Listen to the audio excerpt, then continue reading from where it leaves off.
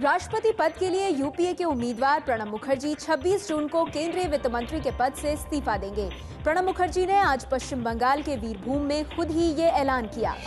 प्रणब मुखर्जी राष्ट्रपति पद के उम्मीदवार बनने के बाद आज पहली बार अपने घर वीरभूम पहुंचे तो लोगों ने ढोल नगाड़ों के साथ उनका जोरदार स्वागत किया।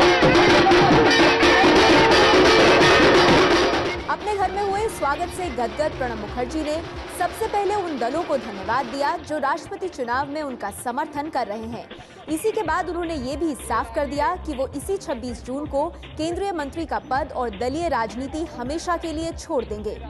आगामी 26 तारीख एर आगे আমি এই সিদ্ধান্ত নিতে পারিনি, তার কারণ দেশের প্রধানমন্ত্রী বাইরে ছিলেন এবং প্রধানমন্ত্রীর অনুপস্থিতিতে আমাকে কিছু কিছু কাজ করতে হয়। গতকাল প্রধানমন্ত্রী ফিরেছেন, আমি আগামীকাল দিল্লি ফিরে যাব।